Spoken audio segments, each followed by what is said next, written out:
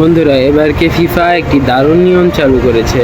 তারা ইসলামের প্রতি সম্মান জানিয়ে যখন মুসলমান প্লেয়াররা ম্যান অফ দ্য ম্যাচের অ্যাওয়ার্ড পাবে, তখন তাদের ম্যান অফ দ্য ম্যাচের অ্যাওয়ার্ডে কোনো অ্যালকোহলের লোগো থাকবে না। বন্ধুরা, চলতি বিশ্বকাপে ইসলামের প্রতি অনেকই নমনীয় ফিফা। এবারকে বিশ্বকাপে যখন সৌদি আরবের ম্যাচ হচ্ছিল, তখন সৌদি আরবের পতাকাটি মাটিতে না রেখে উঁচু করে ধরা হয়, যেন কালিমার পতাকাটা অসম্মান না হয়।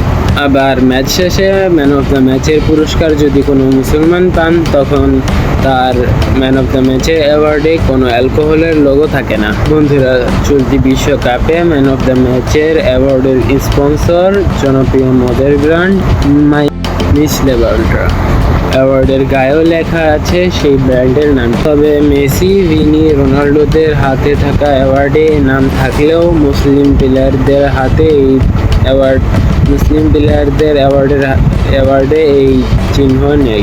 বন্ধুরা, সেখানে মদের স্পন্সরটির জায়গায় লেখা হয়েছে superior player of the match. বন্ধুরা, শুধু অ্যাওয়ার্ডেই নয়, পিছের বোর্ডটিতেও তারা অ্যালকোহলের নামটি মুছে দেওয়া হয় মুসলিম প্লেয়ারদের সময়।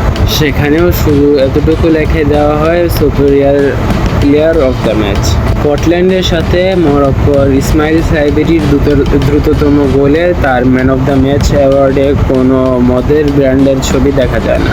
বন্ধুরা, এছাড়াও আরও মুসলিম দেশের প্লেয়ারগুলো যখন ম্যান অফ দ্য ম্যাচের অ্যাওয়ার্ড পায়, তখন তাদের জায়গাও এই ব্র্যান্ডের নামগুলো থাকে না। বন্ধুরা, ঘটনা হয়েছিল 2018 সালের বিশ্বকাপে।